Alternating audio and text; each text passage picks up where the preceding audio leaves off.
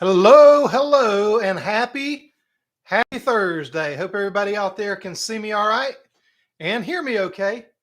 I appreciate all of you being here tonight, and I hope that you have invited some folks that might be new to keto or have questions about keto, the keto diet, the low carb diet, even the carnivore diet. Hey, Sherry, way early, but not going to miss a live this week. Well, I appreciate you being here. And Carrie, must be raining there. Robin, get rid of all processed food. That would be that would be a good thing to do. Doesn't necessarily determine if you're in ketosis or if you're on the keto diet or not. But I definitely recommend as little processed foods as you can get. But sometimes you just got to do it. Better to pick a processed keto food than a standard American non-processed. Why did the chocolate bar start a blog to share its bittersweet experiences? Hey, Donna, good evening to you. Appreciate you being here. Mr. Aces and Eights, I'm here, I'm not seeing a thumbnail, getting a black screen. I hope that you can see me now. Y'all let me know. I'm going to scroll down here. Wrong location. Let's see. Hey, Delilah, welcome. Hey, Janine. Hey, Lynn. Hey, everybody. Glad y'all, it's like a lot of people in the chat early, which is awesome. So I appreciate y'all being in here and everybody chatting, talking, and having a good old time, hopefully. And hey, Joe, good evening. Hey, Julie. Great. Glad everybody is here tonight. So I've gotten a lot of comments, a lot of questions, and just a lot of information in general going on about keto. So I just want to read you a comment that I got yesterday. And this is just an example. I mean, I get this all the time. If you ever read through my comments, I don't ever delete anything unless somebody is going after somebody. I think I've only deleted one comment ever. So as far as a video that I've posted. So by the way, I've got a little peppermint mocha coffee thanks to Donna. And let me know down in the comments what y'all are drinking on tonight. I'm going to read the comments a little bit, but I really got a lot that I want to go over tonight just to make sure that if you do have any questions, I know sometimes people don't ask. And so I just wanted to kind of go through. I've done a video on this before, but I just really wanted to go through and just kind of start at the basics and the beginnings and through how to start keto correctly, the keto diet, the low carb diet, whatever it is that gets you away from the standard American diet. That's what I'm concerned with here. Here was the comment yesterday. This is on my bread recipe, which is, as most of you know, if you've done the macros on it, I believe it's going to be a whole lot higher fat than it is protein by a long shot, because the way I designed that bread was to be able to put whatever condiments on it that you wanted, whatever kind of meat that you wanted, cheese or whatever, and you'd have a complete meal with just 2 pieces of that bread and whatever you decide to put on it. And it would hold you over until the next meal where you wouldn't need to snack between meals, that it would just be a complete keto meal. And that's really how I designed it. So unless I missed something, and y'all let me know if I did, it's a whole lot higher fat bread than it is a protein bread. But here's the comment. How is it that so many people do not understand keto? Keto is not low carb. It's low carb and low to moderate protein. Eat 2 slices of this guy's high protein bread and get kicked out of ketosis in a matter of 4 hours. Wow. Sounds like that sounds rough. I wouldn't eat that bread. So my response, and I try to be as polite as I can about a lot of this, but this guy's obviously just, he's trying to come hard, so I'm gonna come back hard. How is it that you don't understand keto is low carb, high fat, and moderate protein, or moderate fat and high protein, but yet you made this comment? The common denominator is the low carb. You can't get kicked out of ketosis in 4 hours, and especially not with this bread. This could possibly be one of the most ignorant comments I've ever read. I guess that no one that eats carnivore is in ketosis. I mean, I hate to come back like that, but I mean, it's some, this is just, it's wild to me. Um, you know, keto is a lot of things, but the main thing keto is, and I just wanted to read right from the book. This is not Googling stuff. This is not going to the internet and getting some wild stuff. This is the textbook of medical physiology. Every doctor that goes to medical school has a copy of this book. I have a copy of this book. Back when I was doing personal training and getting my certifications in personal training, we were required to read and test on this book also, even though we weren't doctors. But this is the doctor's book of medical physiology. So I just want to read you one thing about ketosis, and I hope this is okay with y'all that I'm kind of going through it this way, but I just want to make it known this is not just my opinion. This is what they teach, that doctors will read this. They don't read a lot about nutrition, but this is what the book says. The let me skip that. Unless y'all want to get real sciencey and like B-hydroxybutyl acid and all that. Ketosis occurs especially in starvation, and sometimes even when a person's diet is comprised almost entirely of fat. In these states, essentially no carbohydrates are metabolized in starvation and with a high-fat diet because carbohydrates are not available, and in diabetes because insulin is not available to cause glucose transport into the cells. When carbohydrates are not used for energy, almost all of the energy of the body must come from metabolism of fats.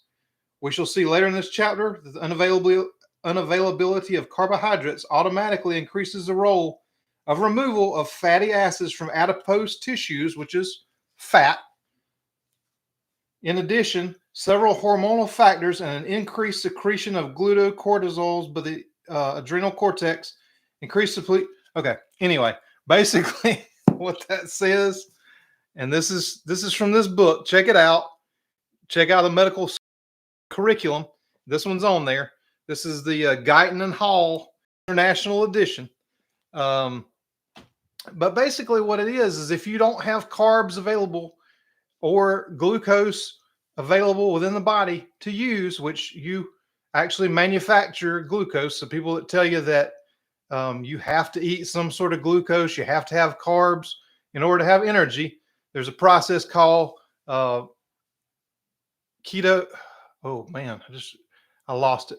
Neogenesis, neogenesis. I can't remember. Gluconeogenesis. But your body will produce its own glucose to use if you don't have it available to you. And you won't have it available if you're not eating it. So your bloodstream is going to have about a teaspoon of sugar in the blood in a natural state. If it's higher than that, you got insulin that kicks in to try to lower that down. And that's where you run into problems. So what is the ketogenic diet, first of all? And I'm going to try to break this up into different sections. I'm going to go through all this tonight, but I'm going to try to release like a series to break this up into little chunks. But I appreciate all y'all being here tonight with me live. I'm going to get to some questions in a little bit, but I just want to break this down as best I can with my, limited knowledge of what this is. So basically the keto diet is a low carb diet. If you introduce carbs in there, then you're not going to be in ketosis. Ketosis is a state where your body is burning your own fat for fuel instead of burning sugars, because you're not eating sugars, and the little bit that you need from the gluconeogenesis that happens where your body makes its own is going to be enough for you, and your body will burn its own fat for fuel, or it's going to use ketones for fuel. Or the first thing it turns to is if there's alcohol in the system. So if you've hit a stall in your keto diet or anything, first of all, look at the alcohol, because that's the first order of operations of what your body tries to do, is burn off the alcohol, because it sees it as a poison. So it needs to burn that for fuel first to get it out of the system, and then it can move on to the other processes. So if you ever hit a stall and you're looking at that's one of the first things you should look at, is how much alcohol intake you're having. So by reducing carb intake and increasing fats and increasing protein, because the two of them together the reason the protein is important is that your body has so many processes, and it's going to be rebuilding muscle cells. So while you're sleeping, while you're intermittent fasting, your body's going to take care of regenerating tissues in the body, regenerating muscle cells, and it needs the protein to do that. And also the combination of the fat and the protein is going to keep you full between meals, because one of the basics of that is you don't want insulin spikes. And every time you eat, whether you're eating sugar or not, your insulin is going to spike a little bit, and you want to minimize that as much as possible. So hope this is making sense. I'm kind of jumping around a little bit, but so keto has been around for a while. The early 90s, we were doing this as a bodybuilding diet. We were looking at some of the bodybuilding diets from the 70s. Atkins was around back then, which, you know, in our personal training and fitness background, we weren't doing Atkins. Some of our clients would do it, and you know, to us, it looked a lot like the bodybuilding diet, except that people were eating like, I mean, it was all like steaks and gobs of bacon. And, you know, back then with the bodybuilders, it was all chicken breasts, and then, you know, which has very little fat. And then you were adding your own healthy fats on top of that. Whereas we could have just been eating chicken thighs the whole time, not adding anything to it. We could have been eating bacon, but you know, the information back then wasn't like it was now. So we didn't know that some of these things were not just terrible for you because of what all the doctors were saying. All that kind of melted into what we were doing. But, you know, all the bodybuilders was all low fat chicken breasts, a salad, you know, very little vegetables at all, definitely no starchy vegetables. And so that's what we were doing. And then the Atkins thing was all, you're going to eat cheese and bacon and steaks and hamburger meat. So, you know, all of them were the right direction. There was just different ways to get there. So keto started getting popular then. Keto was around before that. Keto was around in the early, if I remember correctly, the late 1800s or early 1900s. It was developed as a medical diet to help people with epilepsy and other conditions. And they found out then that it really worked, and that, you know, lowering the carbs would help out medical conditions and things. So it was actually a medical diet to begin with. And then it, you know, obviously helps you lose weight, helps you heal different medical conditions and things like that. So it got popular like that. Then you throw in celebrities that start doing it, and then everybody's talking about it. And then, you know, the 2019, 2020 time where everybody was gaining 40, 50 pounds, need to figure out how to get that off. It kind of got popular again. And now, you know, just if you look at the incidence of just diseases in general in the United States and around the world, it's just climbing and climbing and climbing versus where it was 100 years ago. And what's changed? The diet has changed dramatically from what it was 100 years ago. Go back and look at the cookbook. I've got cookbooks, and I can't wait to one day be able to share my screen, and I'm going to have a camera set up and everything. I've got cookbooks from the early 1900s, 1920s, 30s. I mean, the ingredients are completely different than what they are now. The amounts of things are completely different. The foods themselves are completely different. So I'm going to swing over real quick, make sure. There we go. All right. So anyway, you've got celebrities doing this. You've got people having great success with it.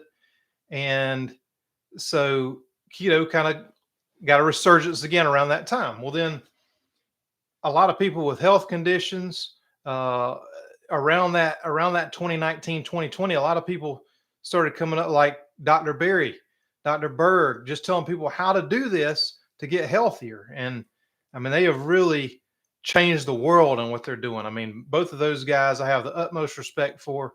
If you ever want to get some good sciencey stuff that's a little deeper than what I can do, because you know, Dr. Berry's a doctor, Dr. Berg's a chiropractor, but he really super researches things, and just his delivery is awesome too. So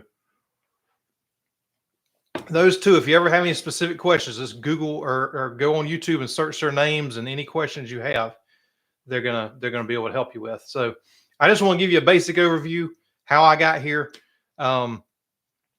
So the health benefits of keto, you're going to lose weight. I mean, there's no way around that.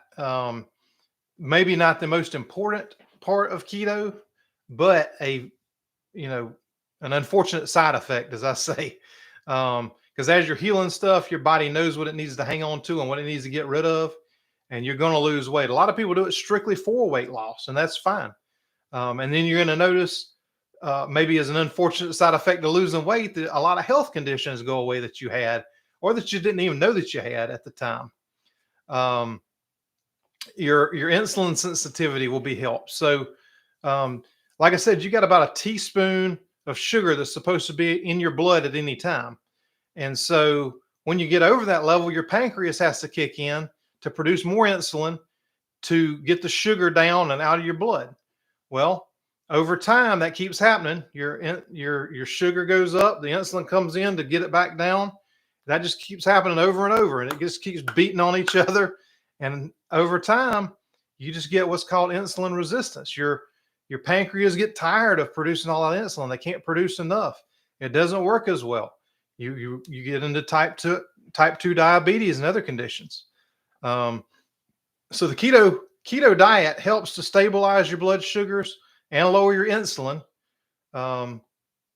So those are great benefits too. And you're just going to lose weight because you're doing that. And then it's going to improve your brain function. If any of you have been doing keto, or if you're interested in it and you've got kind of like the brain fog or whatever, the ketones will kick in. They provide energy. You'll get some mental clarity. It'll be, a really good thing. And the ketones are the cause of that.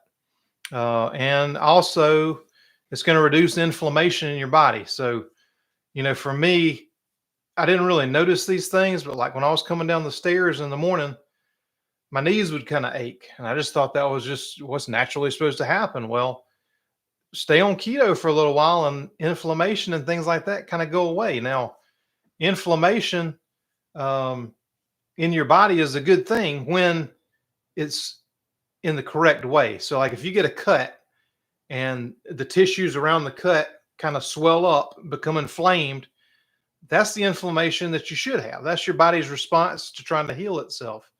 But when you have inflammation through your whole body, that's not supposed to happen like that.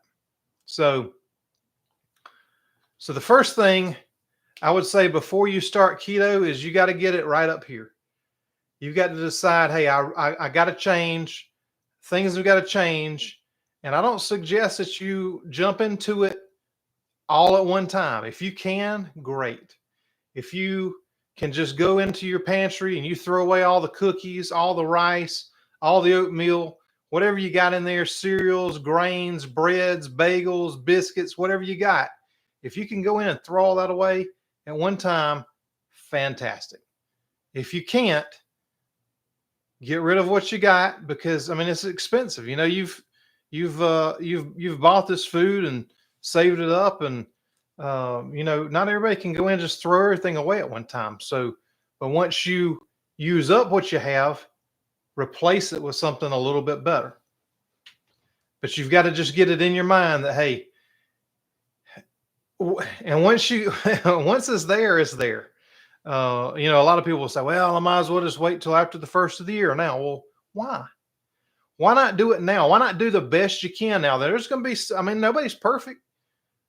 There's going to be holidays. There's going to be family get-togethers. There's going to be all kind of things that happen. Why not up until then? Why just throw it all away? Why not start now? And then if you mess up, get right back on track. And it's not even, you can plan to do things like that. If you have to go 500 miles, you fly in somewhere, you're not going to be able to pack all your keto foods with you in your carry-on, and there's certain things that I'm just not, when I go to my families, I make a lot of keto things, but I'm also going to have a little bit of what they have too, because they prepared it. It's just something, it's just a part of life. You can't be perfect all the time. At least I can't. Maybe you can.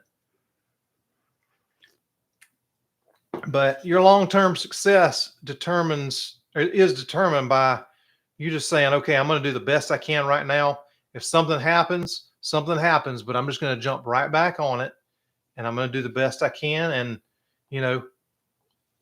the progress, not perfection. That's the thing.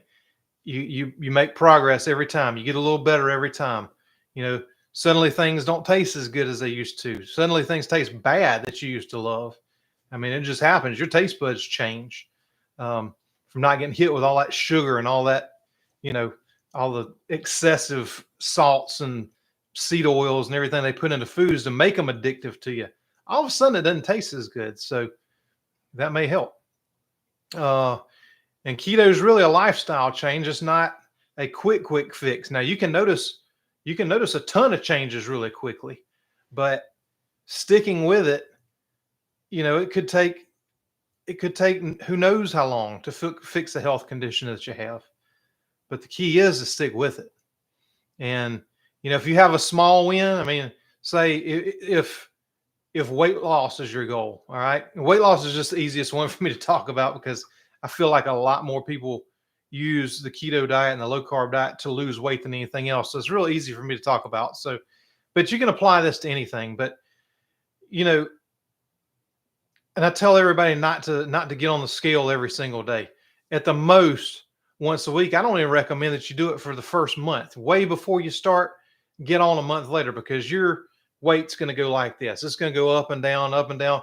You may lose 10, you may lose 15 pounds the first week just due to losing water, you know, and nothing else. And then it may go back up, and then it may go down, then it may go up. Then your muscles may start building, you know, new muscle cells. The fat burns off. You're building new muscle. You may gain a little bit, but your clothes start fitting a little better. That's what you need to be focused on. You know, look at the small wins. Oh, well, hang on now. I used to not be able to button these pants. Now all of a sudden I can button them. Or, you know, that's about to fall off. Or man, my shirt's a little bit looser than it used to be. The little things add up into big things over time. So celebrate every little win that you get. If it's, I'm going to weigh before I start keto, and then in 2 weeks, I want to have lost 3 pounds. Don't make it crazy. Don't say I want to lose 20 pounds in a week or 20 pounds in 2 weeks. It may happen. But if you lose a pound a week over a year, that's 52 pounds. I mean, that's huge. You'll probably do better if you've got more weight than that to lose, but just saying, small wins and 1 or 2 pounds a week is, I mean, that adds up. You may do better. You may not, but go by the way you feel, go by the way your clothes fit, and stay focused on long-term, not the short-term, fixing health conditions, getting down to a healthy weight, whatever you want to do. So getting started with keto. So there's a lot of misconceptions out there. I've had comments like, well, if your meal doesn't have 7 grams of carbs or less a meal, then it's not keto. That's absolutely false. You could eat 1 meal a day. I ate 1 meal a day for a long time. A lot of times I still eat 1 meal a day. Today I ate 1 meal. And I can guarantee it had more than 7 grams of carbs. But that's fine. So a lot of people, and if you need to measure macros, and one reason that I absolutely hate, and I asked the question in the private Facebook group and I asked it on YouTube about, should I put carb count and macros in the recipes? And one reason that I have been so against that for so long, and I'm going to continue to be against it, and I'm so glad that y'all supported me on this. I thought if it would help people to have at least a baseline in there, then I would try to do it. But y'all have showed me that you want to be responsible for your own health. And I mean, the stuff I'm making is low carb. Now, you know, if you have to be, or if you want to be at 8 grams of carbs a day, then my pumpkin cheesecake ain't gonna work for you. If you want to be at, you know, there's so many examples. But getting out and I found out one that I've been recommending is probably not the best. Because I've always used Carb Manager, and when I looked at it, at least the ingredients that I used were pretty accurate on there as far as carb count and things like that. But I found out a couple of people told me that is input by individuals. So I dug into it a little more, checked some other ingredients, and some of them don't match up. So Chronometer Cronometer, I believe it is. That's one that comes from the databases. That's going to be probably the closest you're going to get. And the best thing to do is take your ingredients. If you're using cottage cheese, look at the back of the cottage cheese, figure it out. Somebody made the comment yesterday, is the best thing you're going to do if you know the ingredients that you're normally going to use, write it down what it is so you can quickly go through and check your carbs out. The reason I've been so against doing that for so long is that when I first started back doing keto, just like y'all do with my recipes, I went on and looked at some other people's recipes, and I was like, man, and I do have a nutritional background and stuff, so that kind of helps with things like that. But I was kind of looking at things. I'm like, well, that doesn't sound right for carbs, net carbs or total carbs. And some of them were 3 times as much as what they said they were. And so if you're depending on what somebody else tells you, you're basing your health and your well-being on that, you better plug in something. You better start checking it, because if you're depending on somebody else for your health and well-being, you're barking up the wrong tree. I'm just telling you. Some of them are way off. Anyway, I'll get into that again in a little bit. A lot of people, though, if you want to count carbs, a lot of people will say 20 grams of carbs or less a day is where you want to be. Everybody's different. You may not be in ketosis under 20 grams. You should be, but depending on different medical conditions, depending on your body, you may need to be less than that. You may be able to go all the way up to 50. Mine is somewhere around 35 net carbs. And that's another thing. A lot of people say, well, you need to look at total carbs. Well, if you want to be completely safe, you can look at total carbs, but your body can't absorb fiber. So the grams of carbs that are fiber, they can't be absorbed by your body. So when I'm looking at carbs, I'm looking at net carbs. So I'm taking the total amount of carbs, I'm subtracting out fiber, and I'm subtracting out any sugar alcohols. And some of the labels are tricky. I always say read the labels. Some of them don't subtract out allulose because it's technically not a sugar alcohol, but you should subtract that out as well. So fiber, when fiber comes into your body, it's not digested, so it doesn't affect your blood sugar, doesn't affect your ketosis. And if you think that it might be, take your blood sugar an hour after you eat, 2 hours after you eat.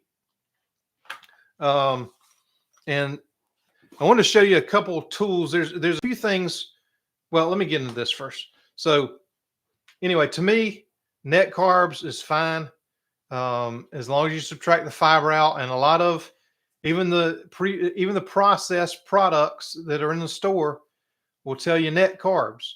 So they're adding a lot of fiber to it so that it doesn't get digested, which to me, that's just a processed food. I would rather stay away from that if I could. But, in a pinch, if you need to get a keto bread from the store, that's a 1 gram of net carbs, or I'll eat the keto tortillas sometimes when I'm in, if I don't feel like making anything or whatever, it's a whole lot better to do that than eat a standard American diet food. I don't care if it's processed or not. I mean, that's going to be better than eating a bunch of sugar-filled crap and a bunch of carb-filled crap that kicks you out of ketosis. If you're in a hurry and you got to get something like that. The worst thing you can do is avoid that and go and get, a Big Mac and fries at McDonald's because you need something quick. Go with the processed stuff if you need to. It's a whole lot better than doing the standard American crap. So some people are sensitive to the sugar alcohols and stuff, the erythritol. Some people are sensitive to allulose. Allulose seems to work good for most people. But the first thing you want to do is, if you want to start keto, you got to get rid of all the sugars. Now, by sugars, I'm talking carbs, I'm talking rice, I'm talking potatoes, breads, bagels, biscuits, any of those kind of carbs, whether they're complex carbs or not, wheat bread, all that stuff, your body, even though it may digest certain things slower than others, sugar's sugar. Rice is going to end up the same way in your body as a Snicker bar. Potato chips are the same as a Reese's cup. Okay, your body at the end of the day breaks it down. It's going to turn it to sugar. It's going to enter the bloodstream. Your insulin is going to kick in to lower it. So there's so many names.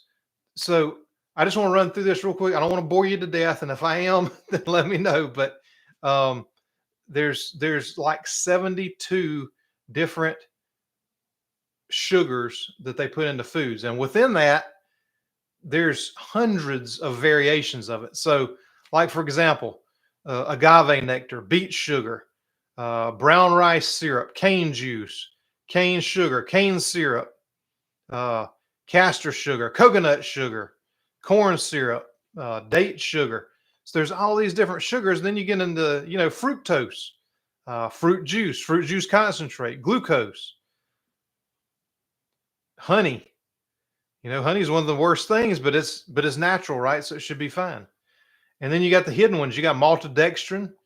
And, as we have found the last few weeks, the biggest one is buried under natural flavors. Maltodextrin and some other starches like that are buried under natural flavors. You really don't know what's in natural flavors, but we all know how to test now for maltodextrin. And that iodine test, that I only showed one, but I linked to Steve's video where he had tested the element.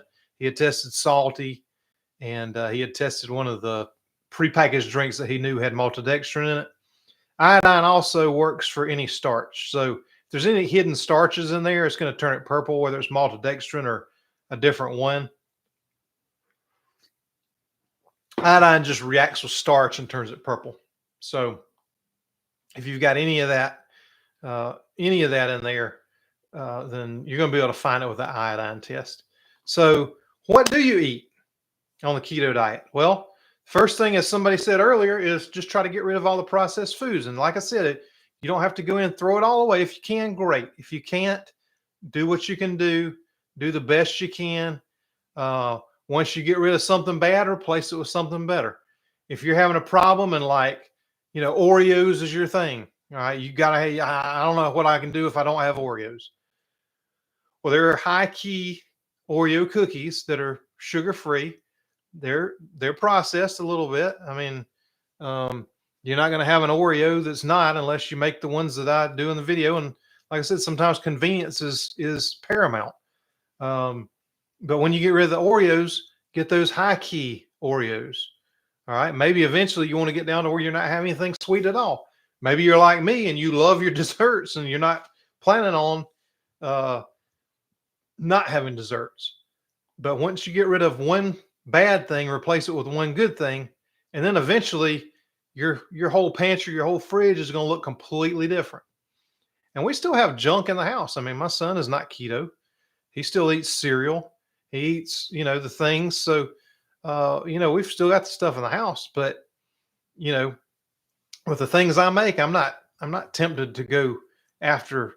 Well, of course, he doesn't like the same things that I do. So, but Reese's peanut butter cups are always my thing. Now we got those peanut butter cup bars, and we make those.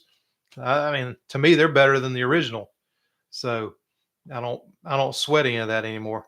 So, for a while I wanted all that stuff. It just, I don't even want to see it. Now it's like, whatever. I don't crave that. I got a good bread. I got a good Reese's peanut butter cup or whatever. So meat and seafood are a big thing. You don't have to eat just beef. A lot of people out there will tell you that if you're not eating beef, then, it's not keto or it's not carnivore or whatever. Look, beef, pork, chicken, lamb, fatty fish like salmon or tuna, things like that, organ meats, whatever you can, the fattier the better.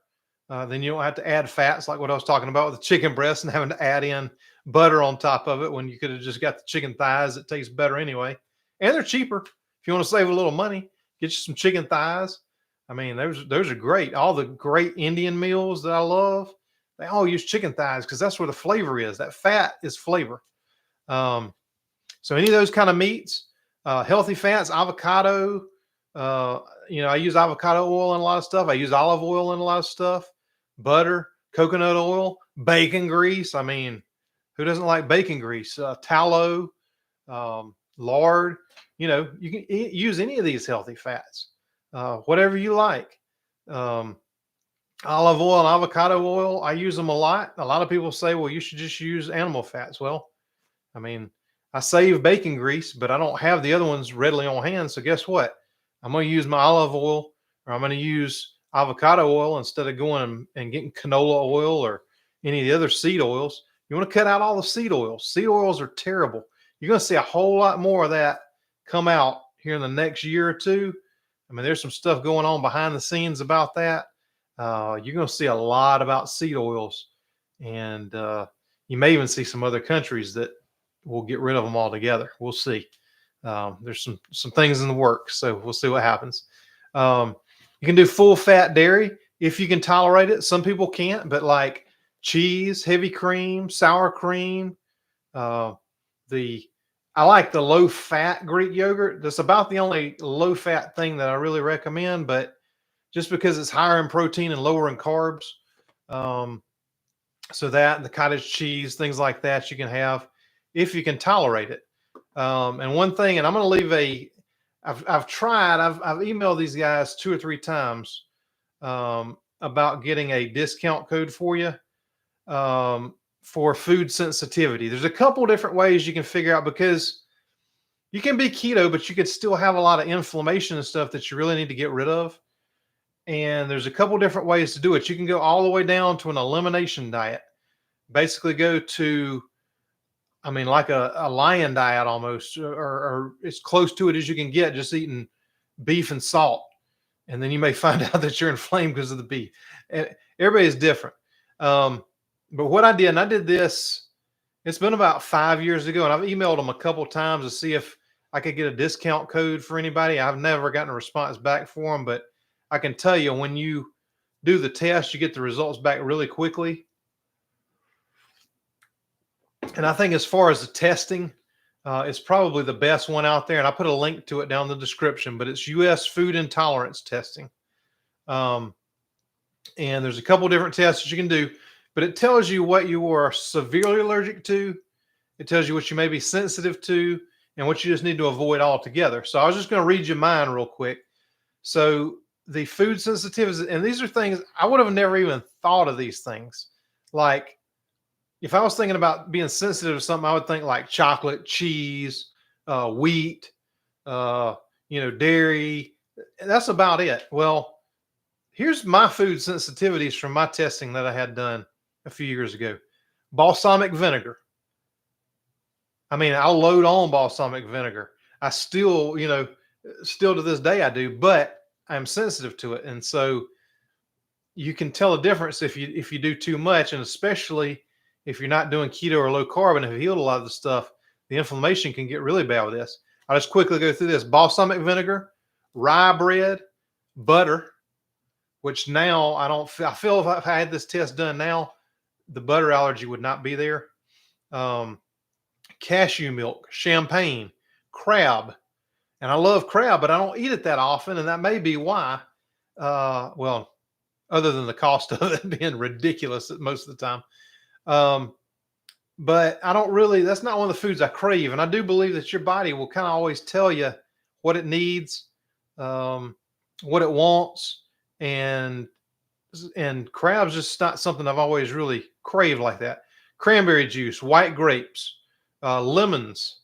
And I love lemons now. So I feel like that, even though I'm sensitive to it, I feel like I may have gotten over that, just healing some other things. But goat milk, oyster mushrooms, parsley, pink grapefruit, raisins, sambuca, shiitake mushrooms, smoked herring, Earl Grey tea, green tea, yerba mate tea. So those are all sensitivities. And then, so anyway, you can have this test done and it'll tell you all that without you having to go completely all the way down to, a carnivore or lion diet and then slowly adding stuff back in to see if you have a reaction to it, or like, oh man, well, I ate that, whatever, I had a little bit of chocolate and now I'm bloated and I'm inflamed and all that. You can have this test done, and you can figure that out without having to go to that measure. But I think it was about $100 or so when I did it. I don't know how much it is now. I put a link to it down there you can look at, but that's expensive. So the least expensive thing to do would be to go down to an elimination diet, add things back in slowly, and see how your body reacts to them. So let's see. Had some notes in here. All right. So obviously you want to avoid sugary foods and drinks, candy, cookies, cakes, ice cream, except for the keto ice cream. You can have my ice cream. That's fine. Sodas, fruit juices. A lot of people say, well, fruit juice is healthy. Fruit juice is sugar. It's the same sugar that's in a Snicker bar. It's the same thing that's in a Coca-Cola. It's a different form. If you eat a piece of fruit, you've got some fiber in there to where it doesn't have as great an effect on you, but it's still sugar. The body still sees it the same way at the end of the day. Once it's broken down, it may take a little longer with the fiber, but once it breaks it down, it sees it the same way. Same with white bread, same with pasta, same with rice, same with cereal. At the end of the day, the body sees it the same. These are all things you want. You want to avoid your starchy vegetables, potatoes, corn, peas. Do the mixed greens, do the non-starchy. You want to avoid bananas. You want to avoid apples, grapes, and the processed foods, the chips, and learn those hidden sugars. And because there's hidden sugars in just about everything, or they may just outright tell you, this is in there. So reading the labels is just super important. Sugars, syrups, starches, any of those things. If you see any of that, potato starch, if you see anything like that on there, just know that you want to probably avoid that. Tapioca starch. There's just all kinds of hidden ways to get starches and sugars in your food. So why do you want to limit the carbs? That is to force your body, like I gave you the definition earlier, that's to force your body to burn its own fat for fuel instead of the glucose that either you're eating or that's stored in your organs because of the excess fat that was stored. And that's what triggers ketosis, which makes your body burn its own fat for fuel instead of sugar. That's where the weight loss comes from. That's where your body is not spending its energy trying to produce insulin to get that blood sugar down and keep getting it down. It can go into other processes in the body like healing things instead of constantly trying to fight to get all that sugar out of your bloodstream. And watch the sauces and dressings and things too. Not only the seed oils, not only the hidden sugars, but they're out there. Look at your carbs. And remember, if you watch my video about Element, the USDA, the labeling laws in our country allow that if it's under 500 milligrams of something, you can round it down. So you could have 499 milligrams of sugar. They can round it down. You add that to 2-3 tablespoons. Now, all of a sudden, you got a couple grams or so that you're eating without even knowing about it. And all those little hidden things add up. You hear about carb creep. Well, maybe I'll just have a couple fries here, a couple there. Well, that may be okay. Or it may add up. And if you have stalled in your weight loss, after, sometimes my son will come home and he's got a thing of McDonald's fries. I'm like, all right, let me try one. Yep. Still the same. That one's soggy, nasty. But doing little things like that here and there, if you do it multiple times during the day, it can add up. And that may be where your stall's coming from, gaining weight's coming from, whatever it is. We talk about a lot of times portion control is tough. A lot of times we'll have to freeze stuff just to avoid me not eating half the pan or whatever I make. So You just want to eat until you're full. But if you add in the keto sweets and stuff like I make, you just make sure you portion it out, and you may need to count the carbs. You may need to do a little bit of the research for yourself for your own health. So basically, that's what you should and shouldn't eat. If you want to kick it up to another level, intermittent fasting is where it's at. Now, I do this every single day. And whether you say you're intermittent fasting or not, you do. When you go to sleep at night, you're intermittent fasting. From that last meal you eat until you eat the first time, you're fasting. So you're going to get some benefit just from that, because your body has a chance to rest and work on other processes within the body other than trying to digest food, assimilate nutrients, and things like that. But to really kick it up is once you wake up, wait to eat for a little while. So, and that allows the body to reach in and get that even more fat, because you're not eating anything first. So you don't have that glucose. You don't have stored glucose in the organs probably after you started keto for a little bit. So your body has to tap into that fat for fuel. And a lot of people will get up and I do black coffee in the mornings if I do coffee. I tend to drink more coffee at night, especially on Thursdays, than I do in the mornings. But I'll do black coffee in the morning. A lot of people have said, "Oh, well, bulletproof coffee." Well, the bad thing about that is you're getting the fat in there, so your body will burn. And I know there's theories about this, but I will always believe, whether it's under 70 calories or what the latest and greatest guru tells you, if you've got fat in your food, your body's going to use that first before it uses what's in your body for fuel.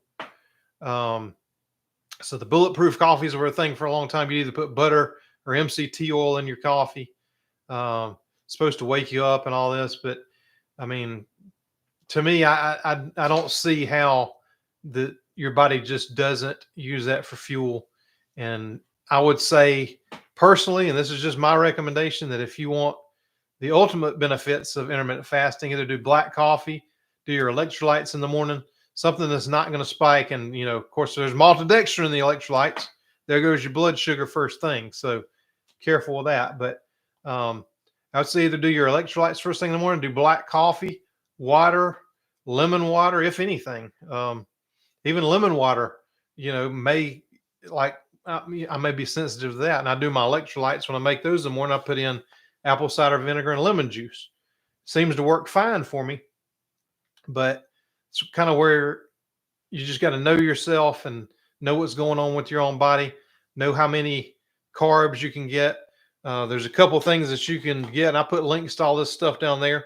But there's a breath meter that measures ketones. So you can blow in that in the morning, just see if you've got, if it says 0, then you're probably not in ketosis yet. If you're just starting, you can use ketone strips. You can buy those at Walgreens or whatever. And you pee on those, and the darker they get, the more ketones you have. Well, after a while on keto, those don't work anymore because your body's not releasing as much. You can use this, which is the Keto Mojo, which I've got. You put strips in, you can measure your blood sugar with this, and you can measure your ketones with this. So this is really what I'd recommend, because the blood ain't gonna lie.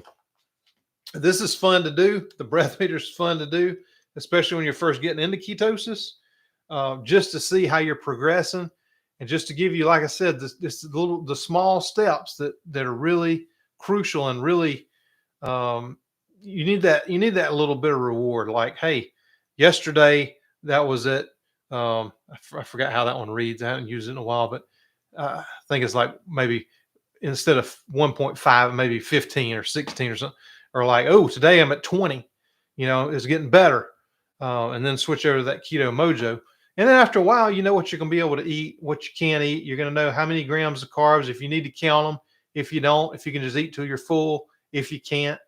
You're going to know, but I definitely, I I would recommend using something like that in the very beginning, especially, um, even if it's just a ketone strips, because even if they stop working after a while, but you've been eating the same way, that's going to happen. Okay. But that's super cheap to get. You can get them at Walgreens, any kind of pharmacy over in the diabetic section. And you can just use those and you'll know. And then if you keep eating that same way, you're going to be just fine. Your body will, you may go in and out of ketosis, but if you're eating the same way, that's what you're after. Your body's processes are working. You're having different metabolic things happen in your body, having different healings happen in your body. So just trust your body. If you're eating low carb and you're under the amount that you need to be in ketosis, then it's all you need to worry about. Well, not all, but that's a lot of what you need to worry about. So as far as intermittent fasting, though, if you if it's hard for you to not eat breakfast, you have to get up every morning, eat breakfast at 7 a.m., let's say. Well, maybe wait until 7:30 the next day, maybe 8 o'clock the next day, maybe 8:30. And then all of a sudden, oh, well, I'm not even hungry yet. So maybe I'll wait till noon to eat. And then maybe that turns into, and as long as you eat enough, the fat and the protein and low carbs, as long as you eat enough at every meal, you're not going to get hungry between meals. And so if you'll just put that off as long as possible, let your body burn its own fat, let it do its own thing for repairing itself. Intermittent fasting just kicks it to a whole nother level. So, all right. So mistakes to avoid, I will say not having enough fat is one thing. Now a lot of the carnivore folks may disagree with me. If you have too much protein, it can convert to glucose if you don't have enough fat. If you're eating fatty meats, I wouldn't even worry about it. I mean, that's not going to happen. But if you're like pure protein, all chicken breast, you're not getting any kind of fat or anything. Your body needs that. It needs to find that fat. So if you're eating not enough fat, then that could kind of stall your ketosis and your progress. And if you don't have enough fat in your diet, of course, your body is going to pull from your body for fuel. But if you don't have enough fat in your diet, you need that as well, just so that you don't get too tired. And that just helps you stay full between meals so that you're not craving snacks or anything like that. Once you start, it's not going to be that bad. I mean, you're going to have a few days where you're probably fatigued. And of course, the electrolytes are going to help you there.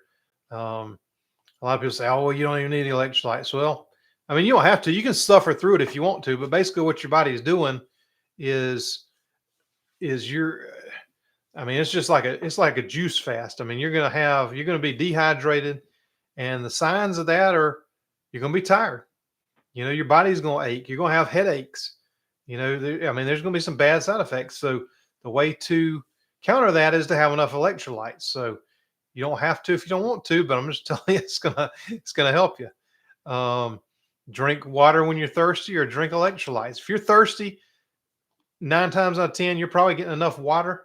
But you can drink water if you're still thirsty. Electrolytes, get the electrolytes. And for long-term success, it's just sticking with it. There's going to be times where you can't or won't or plan not to. But if you can just think of this as a long-term health goal, not a short-term, like I need to lose 20 pounds, I'm going to do keto for a little bit and then get off of it. I mean, you may do that, but then when you go off of it, you're going to feel terrible. You're going to probably feel worse than you did before. And I'm not even saying you have to be on it forever. Me and Dustin from Keto Simple the other day were kind of talking about this. Back in the day, we used to call it metabolic flexibility, where you can, once your metabolism is healthy, you can run off of either one, glucose or ketones, and not suffer and not have health conditions, because of that. But you have to be metabolically healthy. You have to do all the right things, get rid of all the conditions and stuff.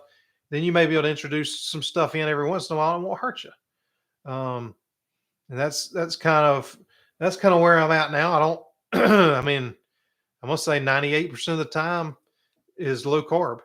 But I will do stuff every once in a while. I mean, around the holidays, I'm sure I'm gonna have some stuff, going around to functions and parties and stuff. But guess what? The next day, I'm back on it because why not?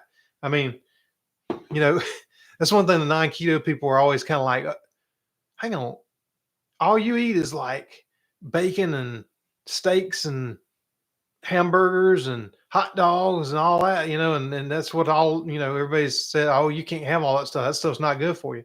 Well, guess what? That's what we eat. So, I mean, it ain't a bad way to live, right? So just stay consistent, monitor your progress, track your foods if you need to. If you wake up one morning and you had something different the night before and you feel like you get out of bed and you're like, oh man, my shoulder's aching, my knees are aching or whatever, and you haven't done like a food sensitivity test, and just check that out. That may be something that you had the day before that didn't agree with you. So check that out. Make sure you're still in ketosis. Like I said, early on with the ketone strips, or get something like that Keto Mojo, or you may just know, like I do at this point, just by the way you feel, you'll know. And then you may need to make adjustments along the way. Like you may need to get more protein in at some point while still maintaining a good level of fat. Or maybe you're doing too much protein. You may need to up your fat, but that's just something you kind of have to experiment. And I'm always open for questions. Y'all know I answer every comment that I have. Hopefully I answer all these before we go tonight, because I see it's kind of stacking up over there with questions. But I always try to answer. I always try to help you. I always try to be kind when I can, except for, the idiocracy like what I read earlier today. I just can't. I can't stay. I can't stay nice like that. But anyway, I'm here to help you. You may need to make adjustments like that. So if you're feeling sluggish, you're plateauing or whatever, just kind of assess it again. Like, oh, well, I may have had like one of those Quest bars yesterday, which may added a little, 4 grams of carbs, and oh, well, yeah, I may have had a little bit of this, that, and it may have added up to where you didn't even notice it. Especially with some of the processed foods, and they're quick and easy. And I'm going to try to do some videos about some things that are good choices for you when you have to, because you can't always cook a steak and bring it with you. You can't always have beef, butter, bacon, and eggs in a basket in the car beside you when you're riding. Sometimes you got to make choices, and there's good ones to make and there's bad ones to make. And sometimes it's just the lesser of two evils. If all you got to choose from is a gas station, you got to find the best thing you can possibly get at that gas station. It's just the way it is. So I want to try to do some stuff like that here coming up in the future too, just to help you out. Because one thing about the past 100 years of food, I mean, everybody's getting used to convenience with the way everybody works now. The grind, never having any time. You got to get something quick. There's companies now that have produced stuff for us that you can get quick and it's still good for you or better for you. There's nothing better than Whole Foods. I mean, there's just not. I mean, you will never convince me otherwise. You're not going to tell me something that's better nutritionally than a steak. But as far as a convenient item, there's some good choices out there now. And the more you vote with your dollars, the more of those products and the more of those companies are going to come and say, hey, these guys will buy this stuff if we put it out there. And, it's like Splenda with the Magic Baker. All right. So I started making my own because it's super expensive to me. But, for the longest time, it was Splenda. That was it, which is still the comments I get all the time about Splenda being so bad for you, because Splenda was maltodextrin, 99% maltodextrin, and about 1% sucralose. Well, with all the people that, and I don't know if it was because they got comments. I don't know if they got emails. I don't know if people, did petitions or whatever. But all of a sudden now we had the Magic Baker, which was erythritol, allulose, and stevia. So we now had a healthy option. We didn't have to eat maltodextrin and spike the blood sugar. But people are buying it. People were definitely interested in it. And so vote with your dollars. The stuff that you put your money into is what's going to, determine the future of foods. And hopefully there's a lot of good things going on right now against the big food industry. I don't know if you all saw about the picketers and protesters outside Kellogg's, tell them to get rid of all the dyes. I mean, that's great. That's great progress. And maybe one day it's going to be people standing outside there saying, get rid of the carbs and give us something decent that we can eat. But, still a lot of money involved for that to happen. But vote with your dollars. These companies will listen.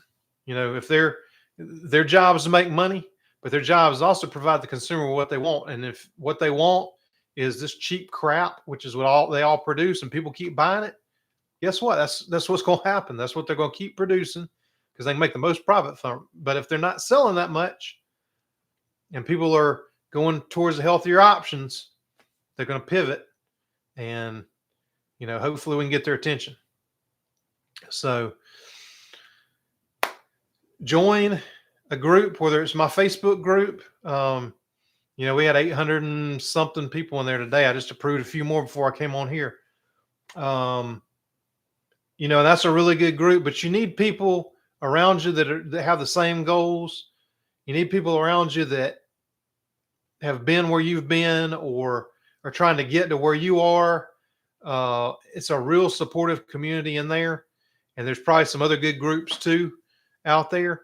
But the main thing is just to plug in and get ideas from other people. That group, I don't care if you post other people's recipes in there, whatever works for you. There's one recipe that somebody posted in that group that I tried tonight that I'm going to be doing a video about. It's like a hot dog casserole, and it was awesome. But as soon as I saw it, I'm like, yeah, I'm going to like this. And I tweaked it a little bit, but I did. I really liked it. But there's all kind of ideas in there. And of course, there's people that are new in there. Everybody's at all different levels. But if we all help each other, encourage each other, and, just keep building that community, this community, all you guys with the comments in here and everything, build up each other and help each other out. That was my goal in the beginning. And, we're really getting there in that group, but just find some kind of group you can plug into for support. Find some people within those groups that may have some of the same things going on with them that you have. And, it's just a really good thing. So, anyway, another thing that could help you is to plan your meals in advance. If you work all week, you may want to do some batch cooking, cook up a lot of stuff, prep some little, some food, some cheese and some hard-boiled eggs and things like that, so that during the week you'll have that stuff with you. It's all done. Just try to map it out. And then, like I said, if you're first starting, you may have a few miserable days. Your body usually takes anywhere from 2 to 8 to 10 days, maybe even a little longer to get into ketosis. And if you keep the electrolyte levels up, you should not, your keto flu is what they call it. It's basically just your body detoxing itself, getting rid of junk, old cells, dead cells, sugars, all that stuff. So you may have a little adjustment period. You might be a little angry. You might be a little hangry, but if you eat, good fatty meats and get enough fat and protein in there, that should help. But it's going to take a few days. Everybody's body is different, getting into ketosis. So, like I said, just kind of track that. I would recommend them if you first get started, get those ketone strips. They're super cheap. You can get them anywhere. And then you'll have something to look forward to, like, oh man, it's not working. Then one morning you get up and, oh yeah, it's working. So now, and that's just one of the small goals. And then just keep plugging away. Progress, not perfection. Nobody's perfect, but if you make a little progress every day, you're going to get there. So, and then if you hit a plateau where you feel sluggish, just make sure, you check your carbs out, look for hidden carbs, and maybe look at some of that intermittent fasting like I was talking about. So hope this helps. And if y'all got any specific questions, please ask. I'll answer them in here now and afterwards as well. So I got to scroll back up to the top because I missed a lot. And I hope y'all like this format. I'm really hoping that it'll help. And I can also break it down to little pieces at the time too. And, put it out there if somebody really just wants to start. And any topics that y'all want me to talk about, let me know. So, I remember when I casually crossed my legs for the first time in years, I was like, who am I? That's funny. Had to take a break from keto baking when I gained a couple pounds. Keto cheesecake. Yeah, that'll do it. And that's what I'm talking about. That portion control is, that's hard. It's hard when you get a real good, like that lemon dessert or like the Reese's cups and stuff like that. That's why it's good for me to freeze a lot of that stuff. And, just try to get your portion right on that. Did the same thing once. I was like, wait, hold up, I got kneecaps. Yeah, it is awesome to rid of inflammation. And yeah, the non-scale victory. That's I know everybody wants to weigh because that's what you've always done, but to me, it's a lot better to get on the scale every couple of weeks, if that much. But just go by how your clothes are fitting. Go by how you're feeling when you wake up in the morning. Go by the fact that you don't have the brain fog anymore, like you can think clearly, or your joints don't hurt. I mean, those things are, that's just telling you right there that your health is improving, whether the scale says it or not. Because you may gain a little weight, with your body rebuilding muscle and things like that. You may gain a little bit, but over time, you're going to be just fine. Your body's going to get to where it needs to be. No such thing as I'll do it later. Later never comes. That's right. Just made a low carb chicken quesadilla. That sounds delicious. Yeah, if you can, go for it right now. Absolutely. A few days of carnivore takes care of that. Then it's time for keto Toll House cookies. Yes. And you can switch back and forth. Go to a high carnivore. Go to some carnivore days for a little bit, and then switch back over. And okay, Donna, doing keto for 5 months, and my A1C went from 6 to 6.3. Anybody know why? Donna, that is a real interesting question. I would say, first of all, to look at how much protein you're eating. Are you doing like super carnivore? Because that can happen.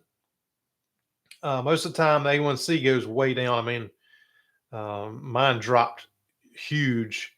My wife's did. Most people's do. But if you're doing super, super high protein, not enough fat, that could cause that. I'd be interested to see your other blood work too. And you can always email it to me. My email address is down there, and I'd be glad to take a look at that if you got blood work or blood results too. Taste buds really changed. I actually like some spice in my food, not just sweet now. Yes.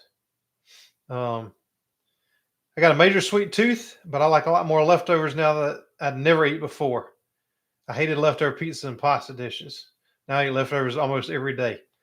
Yeah, I plan on doing it every day. Like we make a lot of stuff, and even I'll freeze some things now. If I make something for a recipe or a video, I'll freeze it. The one I got coming up this weekend, I froze half of it. So for my issues, William, I need to weigh each day, watching out for sudden water retention. I just figured out my body's cycle of weight. As long as I bounce between weights and it trends down, I call it a win. Yes. And William, see, that's what I'm talking about. You know what your body's doing because you're paying attention to it. And once your health becomes that important to where you're dialed into it, and you don't mind if it takes you an extra 2 minutes to plug in your exact ingredients to tell you how much carbs is in something, if you need to count your carbs. Once you get to that point and you're willing to take control of your health, then I mean that is just crucially important. Don't believe when somebody says that something's got 3 grams of carbs and it might have 10, and you need to and you're 3 grams under what you need to be at for the day. If that's a concern for you, don't take anybody's word for it. Take your health into your own hands. So William, that's awesome. And I know what we've talked about it, and you comment about a lot of things. So I know where you're at there.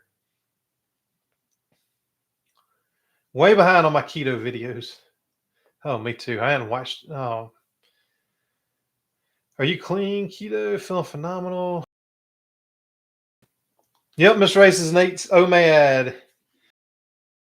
My wife can't. She needs to have lunch because she can't eat enough. I can eat enough in sitting. I'm telling you, I could probably eat enough at one sitting to be good for 2 days, not just one. But then sometimes, just depending on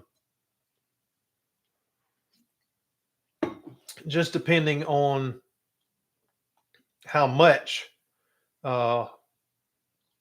you can eat, how much fat you have, and things like that. That'll determine how long you can go. But if you can eat like I can eat, I can definitely eat a meal a day. But if I have a lot of activity one day, then a lot of times I'll eat lunch because she always does. And I'm like, man, yeah, those peppers smell pretty good. Let me get a couple of those. So let's see. Is it true that once you cheat, it takes 10 days before you go into keto? It is not true. It just depends on your body. However long it takes you to initially get into ketosis after you stop, and it may not even take that long. That's what I was talking about, that metabolic adaptation. And if your body is metabolically healthy and you can adapt to both, and a lot of people that never happens for, but everybody's different. So there's no set amount of days, just like there's no set amount of carbs for everybody that I can say, oh, well, if you eat 17 grams of net carbs, you're definitely going to be in ketosis. That may not be true. You may get into it at 50. Some people need 10 to begin with because of different conditions. So there's no one set answer to that. Everybody's going to be different on that. But if you check your ketones, and you'll know exactly. Let's see.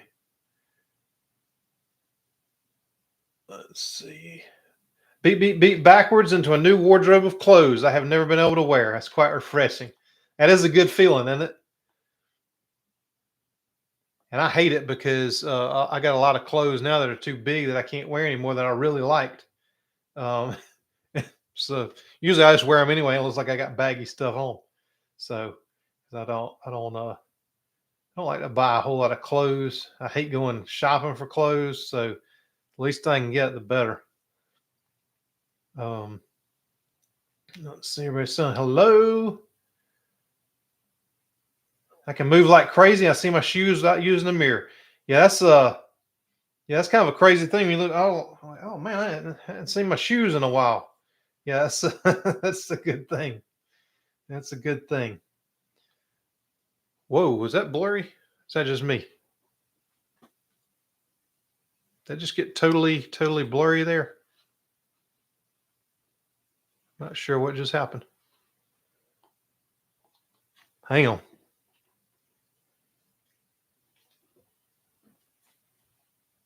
That's better. I don't know what happened there. Thank you, Donna. Yeah, chronometer.com. That's the one. Appreciate y'all telling me about the other ones. Is it possible to eat too much celery? I've been passing gas. Well, sounds like it may be. I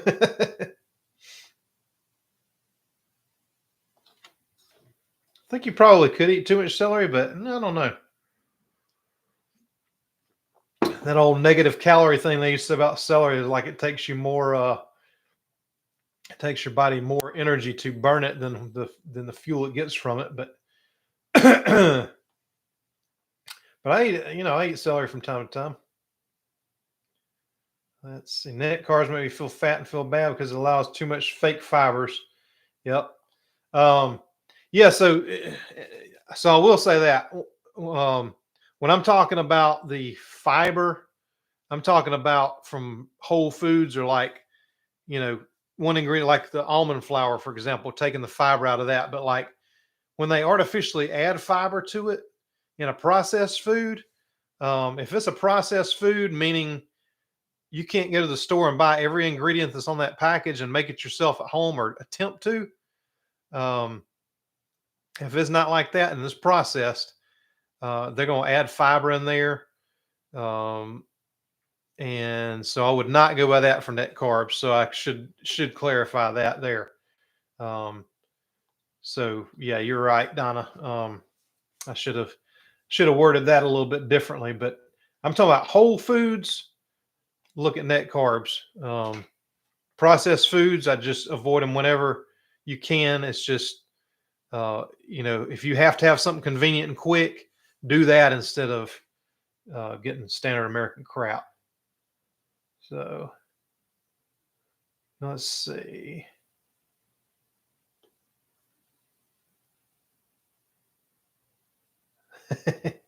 I'm a numbers geek who realizes most measures have measurement error, random fluctuations, and data noise. I weigh every day, then average for the week and compare to last week.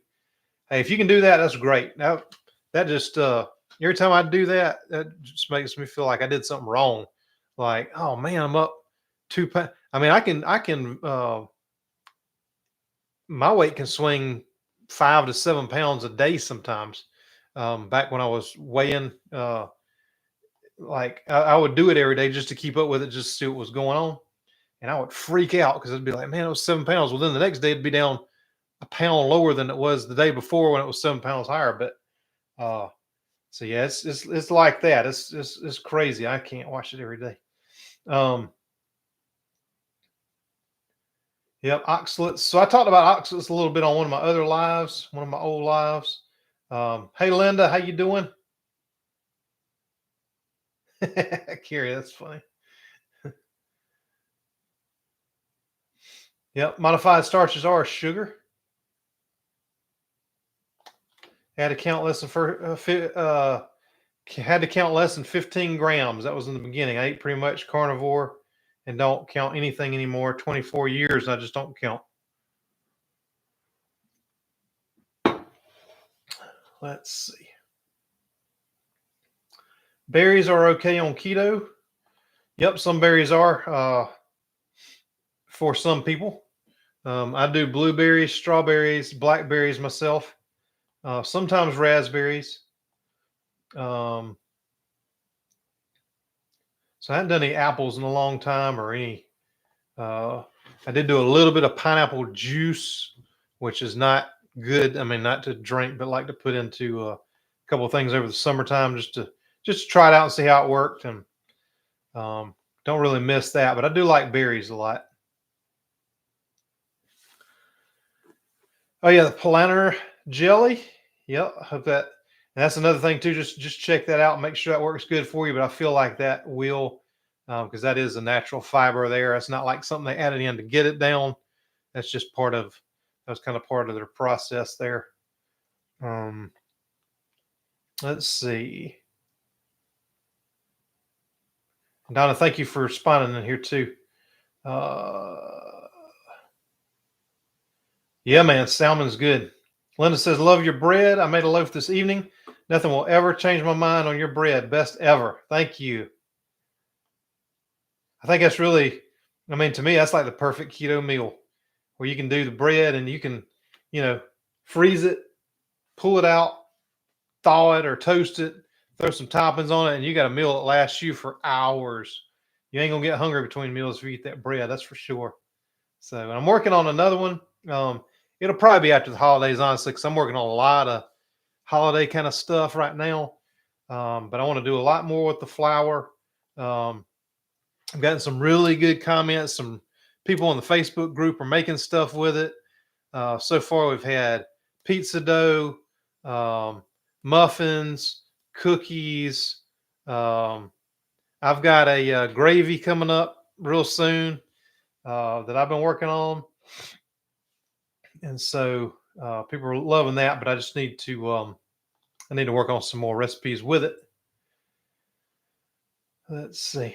I use 1 part flaxseed meal with 1 part blanched almond flour for any bacon, savory or sweet.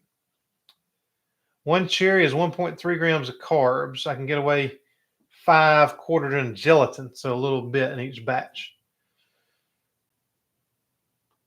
Yeah, and some things, I mean, like I said, if somebody's good at 50 grams a day, or somebody's not good and they have to be under 20, then you can get away with more. Um, but that's just where you got to know your own body, and that's why I like doing the test. And a lot of people says you don't really need to test, but I like doing it just so you know where you're at, and then that way, if you want to track the things yourself, if you want to take control of your health and track things yourself, you know exactly where you need to be to stay in ketosis if that's your goal, or just stay healthy. So let's see, cream cheese. Have French toast with the bread already, it will totally spoil you. Yes. Lily's peanut butter chips. I'm off daily right now. I received a dismissal report back on my nutrient and mineral deficiency test. I'm looking up what foods naturally contain those. I'm also not doing OMAD. So is that you mean a dismal report on the nutrients and minerals? Let me know about that. Almost oily. Let's see. Pasture-raised chickens. Yep, Donna, that's that food intolerance test. I just did 5-strand test for vitamins, minerals, and amino acids. Yeah, I looked at 5-strand when I was trying to look up and see which one I did, and I saw that popped up, the 5-strand. So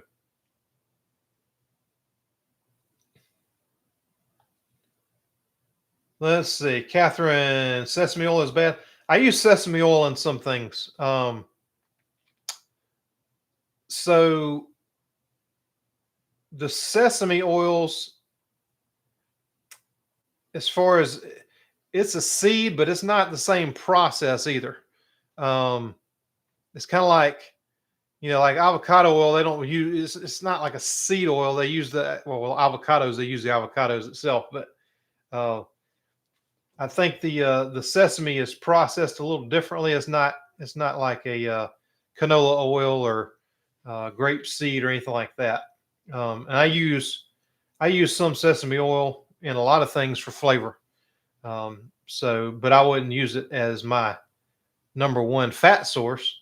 But I think using a little bit here and there, I don't see any problem with that. And I may be wrong, but I use it. And I like the toasted sesame oil because that flavor is phenomenal.